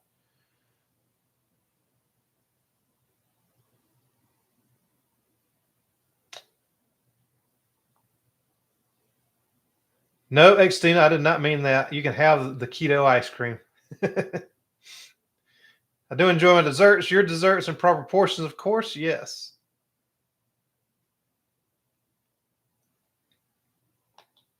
Oh, good, Donna. Thank you. That food intolerance. Yeah, I've been trying. I've emailed them a couple of times to try to get a discount code. I'm like, hey, I really want to recommend this because I did the test and it worked for me, and now I know, without having to do, because a lot of people can do the carnivore thing and go down to just eating salt and meat, but I don't want to. And if I can take a test and it'll tell me, hey, I'm sensitive to this, and I don't have to go through all that, I'd rather do that. But that's better than the coupon code I could have got you anyway. So Black Friday, 50% off all products on that, and it's down in the description. So 50% off. I probably could have, I asked them for 10%. Can you do 10 or 20% for me? And I've never heard back from them. So anyway, they're probably busy enough that they don't need me to help them out. But it's a good, like I said, they get back to you quick, and it's a comprehensive test. It's not just food allergies. Let's see. Spectrum has an unrefined organic sesame oil. Yep, there you go, 420. That is an easy breakfast. Let's see. Scroll down. I use a squirt of fresh lemon on my salads. I really can't find anything good at the grocery store. Yep. I don't think my body can handle the fry now. No, you shouldn't do it. I shouldn't do it myself. I have not tried the keto chow ice cream. I've really started. I try to dig into more of what y'all like to do, and I found out a lot of people do like keto chow. So, well, Chris. Speaking of which, Chris Bear is down there in the comments. I just saw his comment like a couple later. But anyway, I really like what those guys do.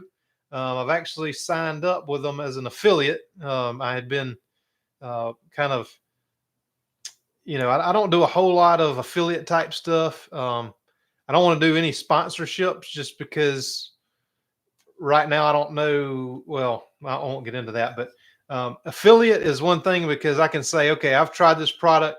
This product works. I like it. It's helped me either save money or make my kitchen experience better, make my keto experience better, or whatever the case may be.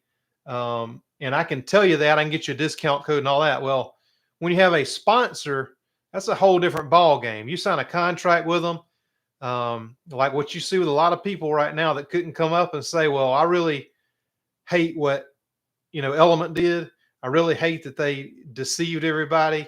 I don't really, well, you're in a contract. It's affecting your livelihood. Um, I want to talk about products that I like, that work for me, that I think you'll like too. But I don't want to be locked into a sponsor where I have to come up every day and say, oh yeah, well, this is sponsored by blah, blah, blah, blah, blah. And I can't give you my opinion because if, somebody that I'm an affiliate with, does something, then hey, I'm not going to talk about you anymore. We're going to part ways. Where if you're in a sponsorship, you can't just do that. That's just, you're in a contract. You say anything bad, you might get sued. You might get, who knows what's in the fine print. I don't want to know. I don't want one. So, but Keto Chow, since Chris Bear is here. Hey, Chris, I have signed up with them as an affiliate because I really, like I said, when this element thing first came out, I was really impressed at the fact that they're not going by the labeling guidelines that they could get away with by the like 2.3 grams of carbs rounding down to 2. They put it out there. They put the exact sweeteners they use. They put the exact, like acacia gum is what they use in there as a flavor carrier or whatever.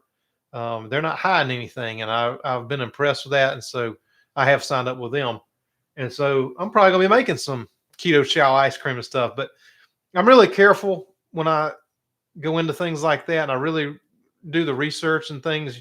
I like to research stuff. So, but anyway, I will be trying some keto chow ice creams here in the future. They better not be better than my ice cream recipe, but if they are, then that's fine. But let's see.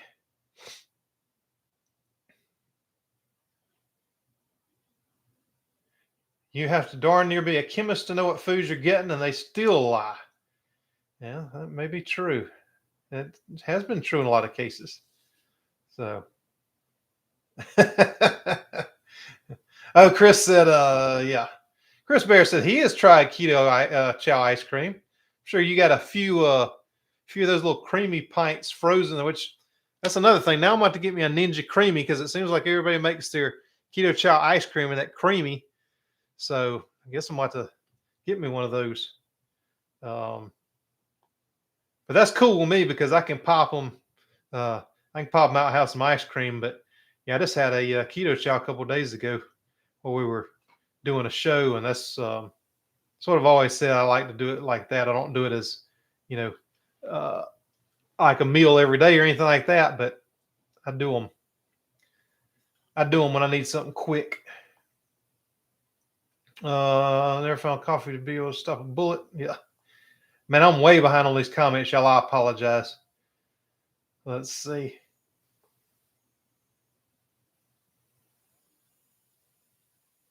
I'm gonna scroll down just a little here because I am way behind y'all. I'm sorry about that. Yeah, and I meant to. Yeah, I watched this. I watched the Keto Chow live the other day, and Chris. So, like, I tested that Dr. Berg's electrolytes, and Steve from Serious Keto had tested the salty and the Element, and of course, Element lit up like purple. You know, I mean, it would have been a great Halloween drink if you wanted a nice purple drink for Halloween, but that's all that maltodextrin. So he tested those. I tested the Dr. Berg's because that's what my wife likes to drink. And I tested it just so, because you just never know. But anyway, he tested all kinds of uh, different things for maltodextrin, and so that's on their last live. If you want to go check it out. So if you're wondering about something that you have drank, and I'll try to remember after this to put a link to that down there for those of you that watch this later. But he tested all kinds of sweeteners and electrolytes and things. And there was a spreadsheet in there where he has a picture of what it looked like in the tests and everything. So he did a lot of research on that. So that was really cool. And I'll try to remember to put that down there in the comments. Hey, yeah, y'all please hit the thumbs up for me. And I hope you all shared this. And hopefully there were some people in here that are new to keto or want to start keto or whatever, or you send this to them after the fact. Either way. Hey, Dustin, what is up?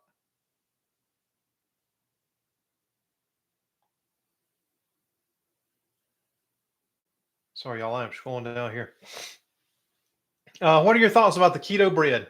Well, Carol, if you mean my keto bread, I'm a big fan. And like I said, I designed that to be like a full meal. Like if you take 2 pieces of that bread that are high fat, and put some toppings on it, put some meat on it, you got a full meal that's going to last you until your next meal. You're not going to get hungry between. If you mean the ones you can get in the grocery store, like I said earlier, if you absolutely have to have something convenient like that, I would definitely do that before I did a standard American or any other type of bread like that. I don't like them just because they are processed. The more you can stick to natural ingredients, the better. And I think I got a great bread recipe. And for me, it's easy to make. It's easy for me to cut it into slices, stick it in the freezer, and anytime I need bread, I got it. I'll bake 2-3 loaves at a time, chop it up, stays good in there for a long time, defrost well, toast well, and everything. So that's my thoughts about that. I would say if you absolutely have to have something convenient, I would get it. In fact, I used one. If you ever saw my cream chip beef video, the one that I like the best, because I've tried a lot of them. The one that I like the best is in that video, and I can't think of the name of it. I haven't bought it since. I still got some of it sitting in my freezer, I'm sure. I got 3 freezers in the house, so it's sitting in one of them, but I haven't bought any keto bread since I came up with that recipe. So, Xtina Quest bars are still good, right? They are. They're better than the alternative if you have to have something fast. Like I said, look, if you're in the middle of nowhere, all you got, as an option is a gas station. I would totally do a Quest bar before I do any of the other crap that's in there. But if you will, you can look at the ingredients on it, and like I said, if you could put it together yourself in your own kitchen, that would be my top recommendations, and just go from there. If you got something that's got 36 different fibers in there, to get you down to 1 net carb, it's probably best to avoid it. But if you absolutely have to have it, it's better than the alternative. Let's see. Sorry, y'all, I'm about to go back. Yeah, if y'all missed anything, you can always go back. Chris says we had taco guts for dinner, lots of ground beef and other stuff that goes in a taco eaten with a spoon. Yes. Oh, yeah. Thank you, Donna. Oh,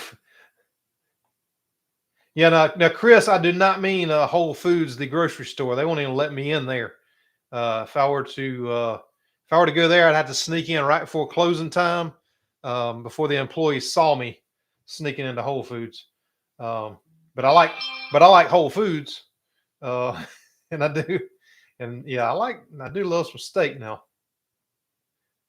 I do love ground beef too. Let's see.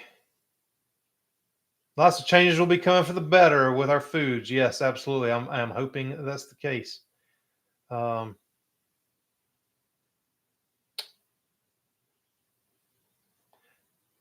oh yeah, Lynn, I am.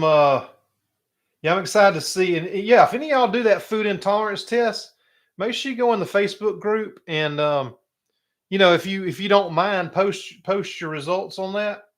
I'm just curious as to what some of the intolerances and stuff are that people may have. So um, it's a really good test, and it really taught me a lot. And there's a lot of things that'll tell you even more than what you know there. And like I said, I haven't gotten an affiliate program from to save any money, but Donna just found they got 50% off, and so um, that would be better than any kind of code I could have gotten you to begin with. So there you go. 17 to $25. That's a great deal. I think I paid a lot, which I got everything done. I got the full test done. So um, let's see.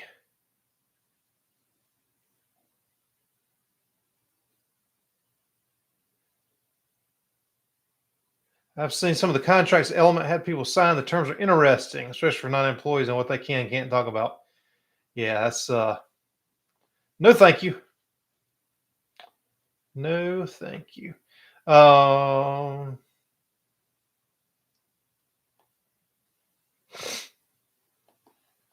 let's see, is there 2.0 the only flour you need for AP flour, and you add baking powder if you're making a cake or biscuits?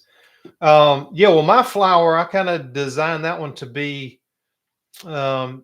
kind of have like the gluten-y feel to it, but you would still add your baking powder, baking soda, cream of tartar, or whatever. Like if you're making cookies, like I used that flour to be as a substitute for the all-purpose flour, but you still add in whatever you would need to add in for rising baking powder or things like that. But what I added to it kind of makes it almost like a gluten, so it more resembles like an all-purpose flour. Um, Hello, Maritza. Uh, See if I got more questions in here. Best ice cream to make for keto chow ice creams, whatever ice cream maker you have laying around. Second best is a Ninja Creamy. Yeah, because I got one that I absolutely love, and I keep the thing in the freezer all the time. When I get ready to churn it, it's ready to go. But I do kind of like that creamy thing because I think you can freeze just like a little at a time. But I don't know. I'm gonna look into that. Once I get my keto chow in the mail, I'm gonna look into that. I had some from last year that I used up probably 2-3 weeks ago. I had snickerdoodle, and I had snickerdoodle was good. I'd made some cookies with that for somebody last year that asked. And so anyway, we'll see what I get in the mail here. Peppermint.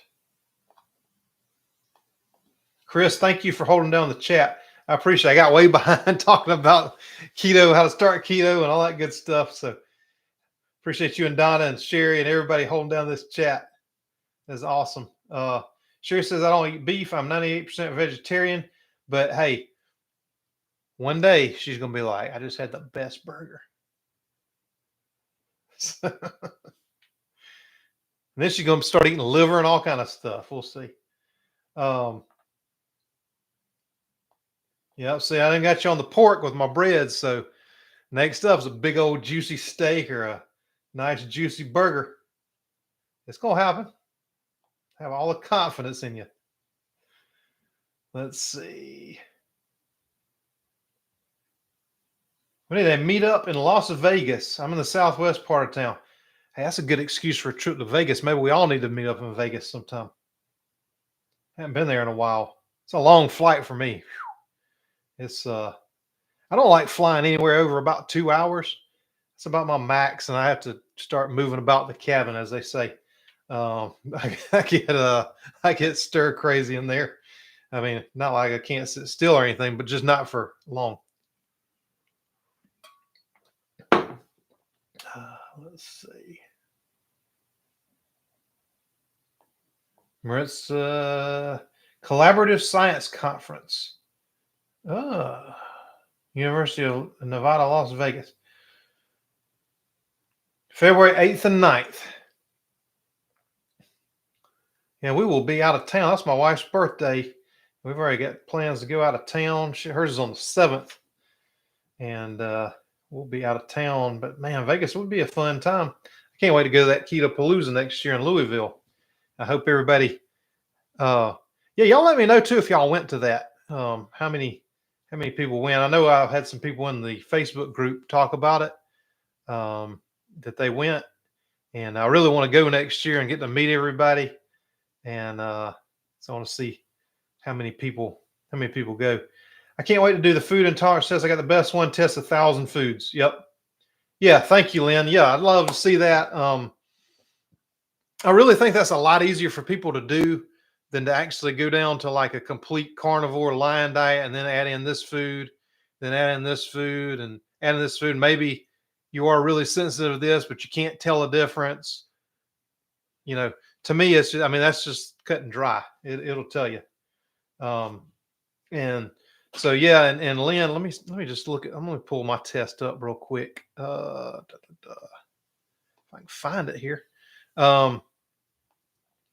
Yeah, so mine had all the food sensitivities, non-food sensitivities. So like my non-food sensitivities, I don't even know what half of these are.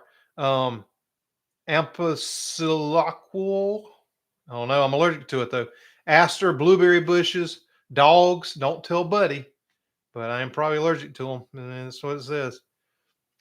Actually, my mom always told me growing up, and I had a real bad reaction one time to a dog. And she's like, "You're allergic to dogs." I never would believe it, but I am. Horses, dust mites, ragweed, tulips, tumbleweeds. I guess I can't go to Tombstone. Can't get around the tumbleweeds. Duck feathers. And I can tell you for a fact, anytime if I was asleep on a feather pillow, I would wake up the next morning, like in hotels. I'd wake up the next morning, I could not breathe every time. And I started asking for non-feather. So yeah, it gave me that. Food sensitivities, non-food sensitivities, hormonal balance analysis, which that one was good. No items have been identified as out of balance. And they test for follicle stimulating hormone, luteinizing hormone, estradiol, testosterone, thyroid stimulating hormone, T4, T3. So they test for all those. Your gut microbiome. Nothing was out of balance there. They test for acidophilus, lactobacillus, all the faciluses. They test for all that stuff. Digestive health and metabolic analysis. Amylase, bile salts, lipase, pepsin. You know, they test metal sensitivities. So I was sensitive to antimony and radium. So I wouldn't want to be around radium anyway, but if I did, then I would be allergic to it.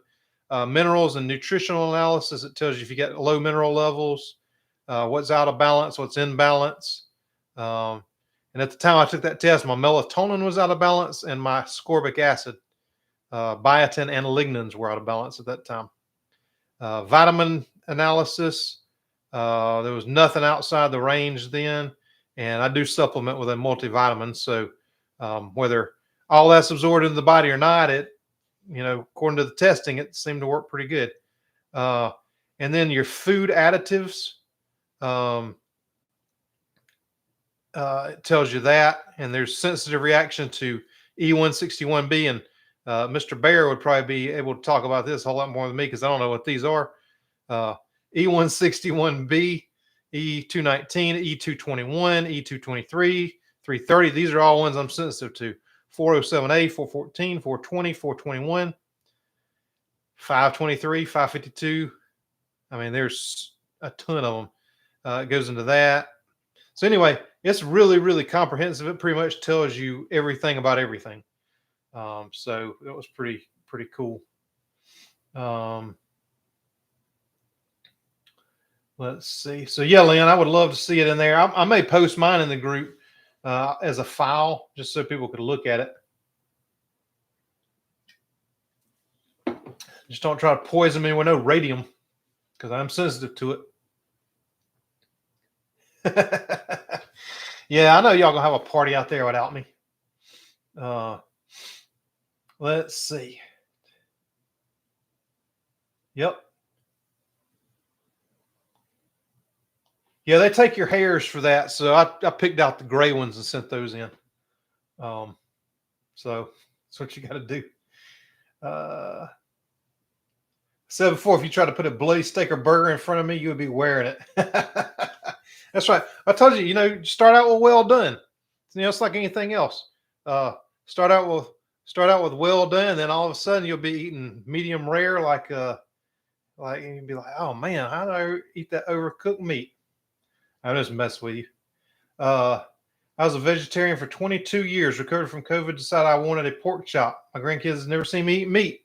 They were stunned. Yeah. Yep. Poor buddy. I'm allergic to that fool. But anytime I'm in the kitchen, he's around. So he gets plenty. He gets plenty of the food, and my hair is down my mid back. Yes.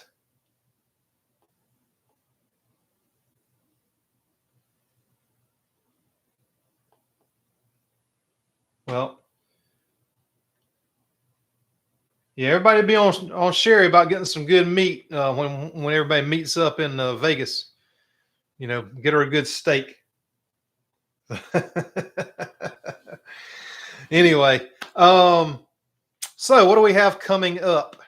So on Saturday, for my Saturday video, I'm in like full Thanksgiving mode now and holiday type stuff. So this Saturday I did a sweet potato casserole, but I call it sweet potato casserole because it tastes just like it.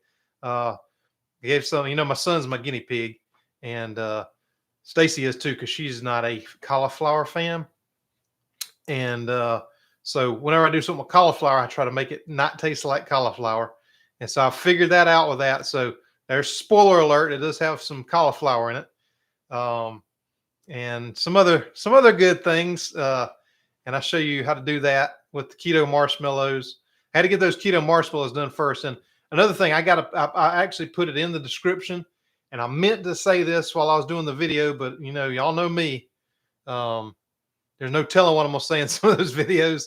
And I forgot to say that if you wanted to toast them or have them, because like I use the torch on them to get them, kind of, browned and like other marshmallows or like over the campfire or whatever. But you do want to add a little bit more gelatin if that's your primary purpose for them, is for that.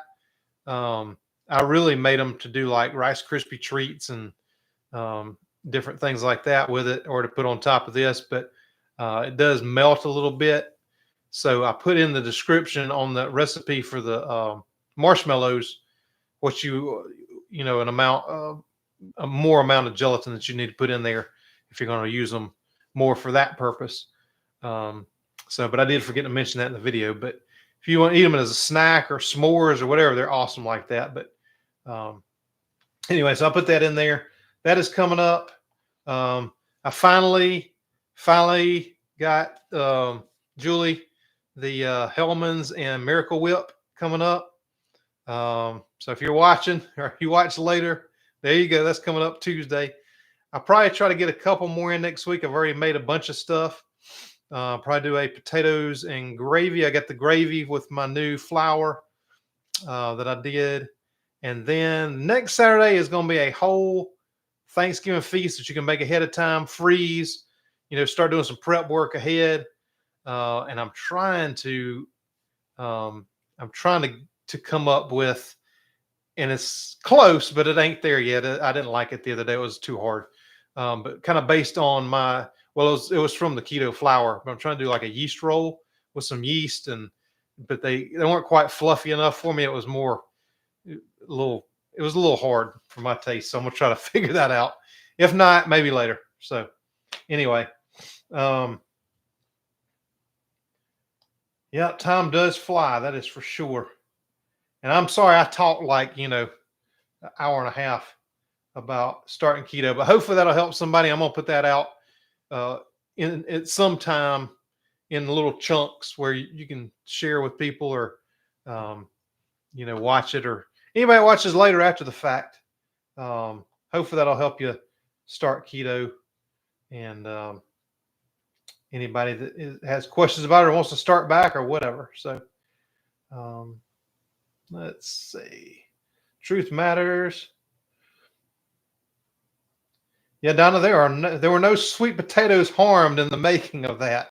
Um, and actually, I forgot, somebody made, because I had made this before I ever started my channel. I made a somebody somebody did the cauliflower as sweet potatoes, and it tasted like cauliflower.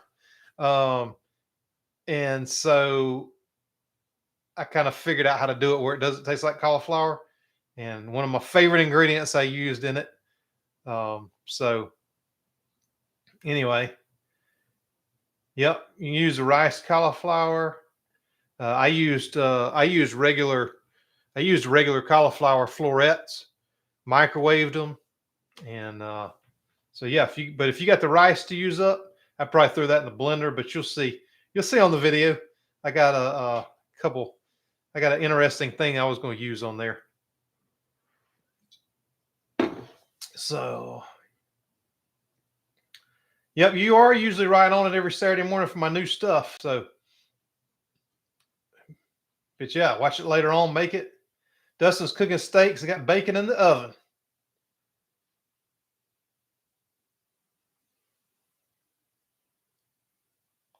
So $40 for that test right now. So that's a good deal. I mean, I swear, I think I paid over $100 for that test, and that's been a few years ago. So the prices may have gone down a little bit, but I know they got 50% off. So, Paula, happy for Saturday's video. Thank you ahead of time.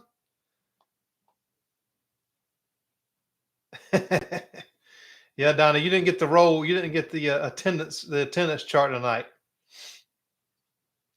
Thanks for Chandra's lunches this weekend. We'll try making keto refried beans from eggplants tomorrow. I want a 7-layer dip. Hey, Janina, let me know how that goes. I've tried a couple of things for beans, and I haven't found anything that I like yet.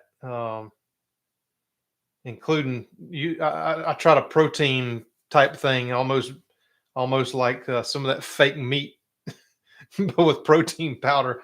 Tried making up little beans, and I ain't found anything that'll work good yet. So let me know how the eggplant goes. I can't imagine.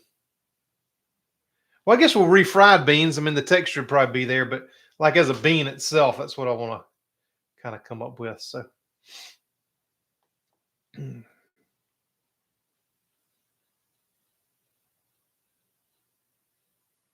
To get video evidence, if so.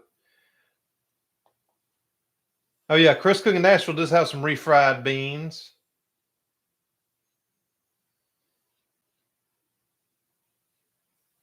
What time is your cutoff time to eat? Well, for me, it is about 9 p.m. Because sometimes we don't eat until around 8. Sometimes we eat about 7, sometimes 6. So, and usually like I said, normally I'll do like one meal, or I may do a lunch. But I would say that my overall window is somewhere in that 6 or 7 hours, and I won't eat anything after that usually. If I'm only doing one a day, then I will usually have like some dessert or something before, an hour or two after I eat. And then that's usually about it. But like I say, I can eat a lot of food. Some people can't. And Like my wife, there's no way she can do it. You know, she tried and tried and tried, but she just can't eat. And I'm like, you ain't eating enough food. There's no way you're not going to be hungry. And sure enough, um, so that's kind of mine. I mean, 6-7 hours max, mostly less. Seen a refried bean recipe from ground lupini, but haven't tried it. Haven't made the marshmallows yet.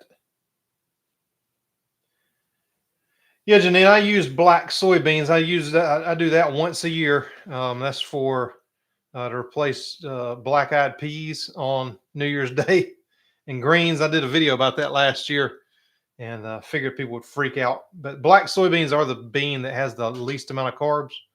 Um, they're not great, but they're better. It's a good substitute for black-eyed peas, and greens is our traditional Southern thing. On the greens is for the cash, the beans are for the change, and so you can keep the change. I just want the dollars. So this year I might just do the greens for New Year's Day. But anyway, Donna, I got to get going to bed. 3:30. Oh yeah, you got to get up at 3:30. Yeah. So Donna, thank you so much for being here and for moderating and booting all them people that you had to boot. Steel toes got them this time.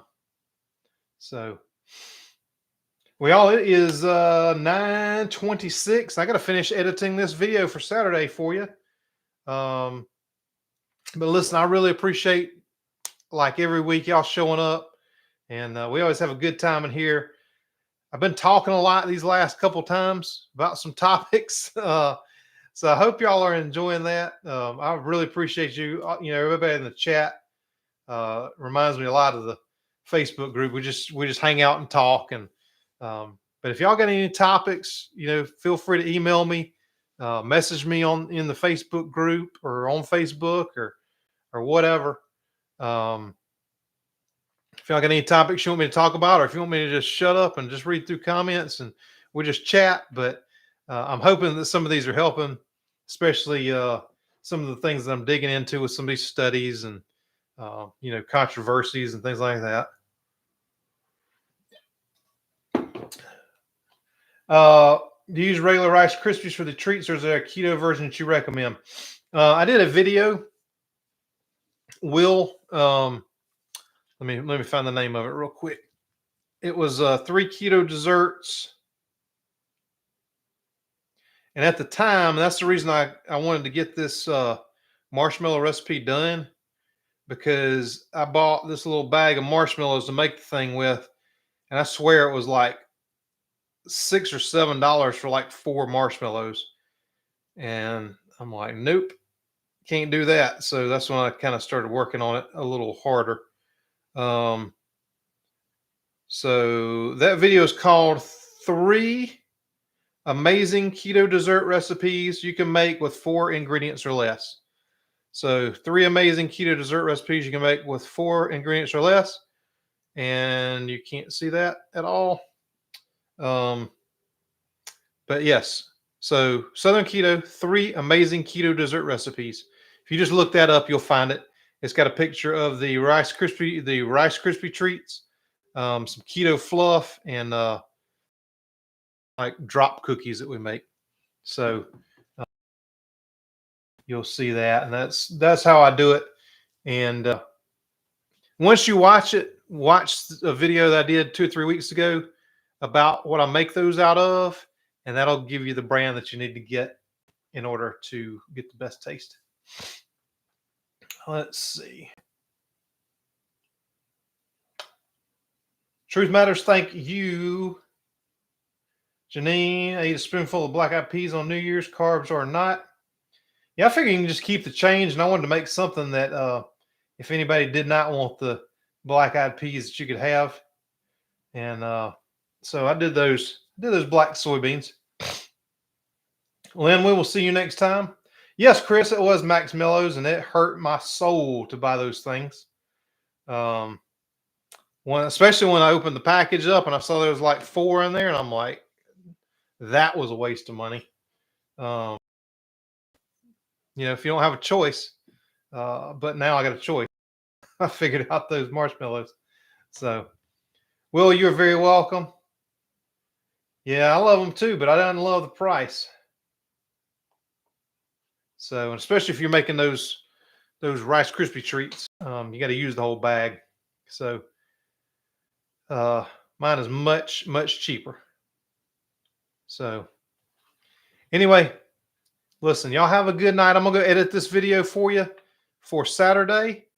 We'll get that done. Got some cool stuff coming up. The next Saturday is gonna be that whole Thanksgiving deal. So y'all make sure to check that out. It'll be like a full Thanksgiving meal that you can make ahead of time.